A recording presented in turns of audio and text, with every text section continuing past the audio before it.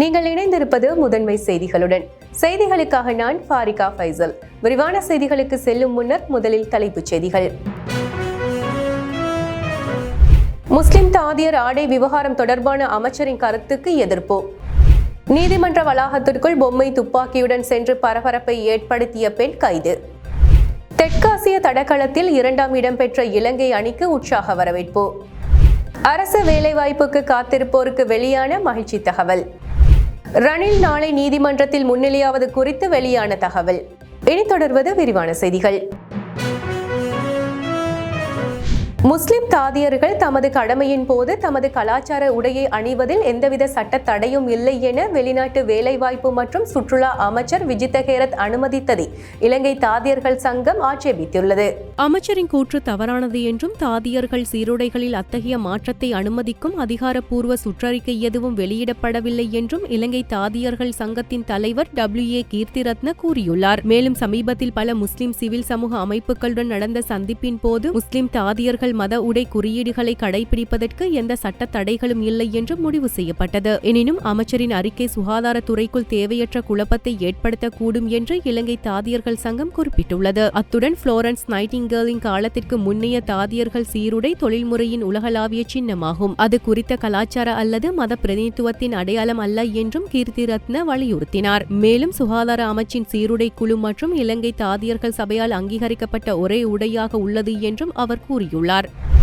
அவிசாவளை நீதவான் நீதிமன்றத்தில் விசாரிக்கப்படும் வழக்கு ஒன்றிற்கு பொம்மை துப்பாக்கியுடன் வந்த பெண் ஒருவர் கைது செய்யப்பட்டுள்ளதாக போலீசார் தெரிவித்துள்ளனர். குறித்த நீதிமன்றத்தில் விசாரிக்கப்படும் வழக்கு ஒன்றிற்காக நேற்று மதியம் குறித்த பெண் வருகை தந்துள்ளார். இதன்போது நீதிமன்றத்தின் பிரதான நுழைவாயிலில் கடமையில் இருந்த போலீஸ் கான்ஸ்டபிள் சந்தேக நபரின் கைப்பைக்குள் இருந்து பொம்மை துப்பாக்கியை கைப்பற்றியுள்ளார். அத்துடன் சம்பவம் தொடர்பாக சந்தேக நபர் கைது செய்யப்பட்டு அவிசாவளை போலீஸ் நிலையத்தில் முன்னிலைப்படுத்தப்பட்டுள்ளார். மேலும் குறித்த பெண் நீதிமன்ற வளாகத்திற்குள் நுழைய முயன்றதற்கான காரணத்தை கண்டறிய போலீசார் மேலதிக விசாரணைகளை நடத்த ஆரம்பித்துள்ளனர். இந்தியாவில் நடைபெற்ற 2025ஆம் ஆண்டுக்கான தெற்காசிய தடகள சாம்பியன்ஷிப் போட்டியில் பதக்கங்களை குவித்து 2ஆம் இடம் பிடித்த இலங்கை அணி இன்று நாடு திரும்பியது.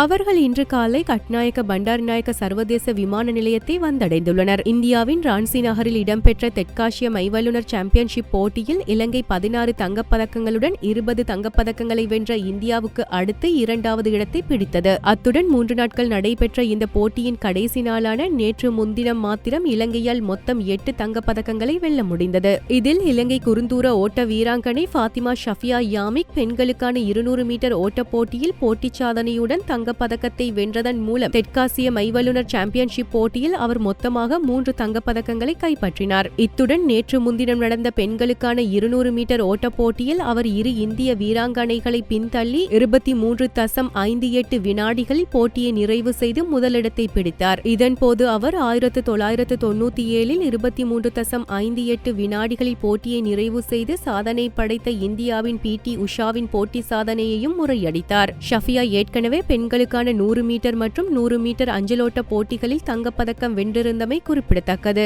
இந்நிலையில் நாடு திரும்பிய வீரர்களை வரவேற்க இளைஞர்கள் விவகார மற்றும் விளையாட்டுத்துறை அமைச்சர் சுனில் குமார கமகே மற்றும் விளையாட்டு அமைச்சகத்தின் அதிகாரிகள் விமான நிலையத்திற்கு சென்று வரவேற்றனர். இந்த வெற்றியை அடைவதற்கு அவர்கள் வழங்கிய அர்ப்பணிப்பு, உற்சாகம் மற்றும் போட்டிக்கு அமைச்சகம் நன்றியையும் பாராட்டுகளையும் தெரிவித்துள்ளது.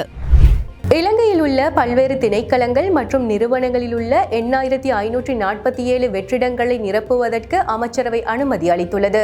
பிரதமர் ஹரிணி அமரசூரிய சமர்ப்பித்த பிரேரணைக்கு அமைச்சரவை இவ்வாறு ஒப்புதல் அளித்துள்ளது. அரசாங்க சேவைக்கு ஆட்சேர்ப்பு செய்யும் செயன்முறையை மீளாய்வு செய்வதன் மூலம் தேவைகள், முன்னுரிமைகள் மற்றும் காலக்கெடு ஆகியவற்றை இனங்கண்டு அத்தியாவசியமாக மேற்கொள்ளப்பட வேண்டிய ஆட்சேர்ப்பு அளவுகள் குறித்து தேவையான நடவடிக்கைகளை எடுப்பதற்காக பிரதமரின் செயலாளர் தலைமையில் அதிகாரிகளை கொண்ட குழு ஒன்றை நியமிப்பதற்கு கடந்த ஆண்டு அமைச்சரவை அனுமதி வழங்கியிருந்தது. அந்தந்த அமைச்சுக்களின் கீழ் உள்ள திணைக்களங்கள் மற்றும் ஏனைய நிறுவனங்களின் நிலவும் பதவிகளில் உள்ள வெற்றிடங்களை நிரப்புவதற்காக குறித்த குழுவிற்கு கோரிக்கைகள் சமர்ப்பிக்கப்பட்டது. குறித்த கோரிக்கைகளை கருத்தில் கொண்டு அக்டோபர் 2ஆம் திகதி அன்று நடைபெற்ற குழுவின் கூட்டத்தில் முன்வைக்கப்பட்ட பரிந்துரைகளின்படி பல்வேறு அமைச்சுக்களின் கீழ் உள்ள சம்பந்தப்பட்ட திணைக்களங்கள் மற்றும் நிறுவனங்களில் உள்ள வெற்றிடங்களை நிரப்புவதற்கு அனுமதி வழங்குமாறு கோரி பிரதமரால் சமர்ப்பிக்கப்பட்ட யோசனைக்கு அமைச்சரவை ஒப்புதல் அளித்துள்ளமை குறிப்பிடத்தக்கது.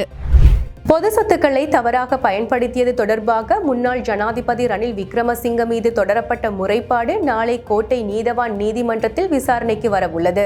இங்கிலாந்தில் உள்ள வோல்வர் ஹாம்டன் என்ற தனியார் பல்கலைக்கழகத்தில் மனைவியின் பட்டமளிப்பு விழாவில் கலந்து கொள்ள தனியார் பயணம் மேற்கொண்டு 1.5 நாட்களுக்குள் 1.5 கோடி ரூபாய்க்கு மேல் அரச பணத்தை வீணடித்து அரசுக்கு நஷ்டத்தை ஏற்படுத்தியதற்காக தொடரப்பட்ட குற்றச்சாட்டு தொடர்பாக இந்த வழக்கு விசாரணைக்கு வரவுள்ளது. இதனிடையே ரணில் விக்ரமசிங்க நீதிமன்றத்தில் முன்னிலையான இரவு நீதிமன்ற அறையில் நடந்த நிகழ்வுகளை காணொலி எடுத்து சமூக ஊடகங்களில் பரப்பிய நபர்களை உடனடியாக அடையாளம் கண்டு கைது செய்து நீதிமன்றத்தில் முற்படுத்துமாறு சிஐடிக்கு உத்தரவு பிறப்பிக்கப்பட்டுள்ளது. மேலும் அன்றைய தினம் நீதிமன்றத்திற்குள் செல்லும் பாதைகளை தடுக்கக்கூடியவர்கள் யார் என்பதை கண்டுபிடித்து அவர்களை உடனடியாக கைது செய்து நீதிமன்றத்தில் முற்படுத்துமாறு முன்னாள் நீதவான் சிஐடிக்கு உத்தரவிட்டுள்ளார்.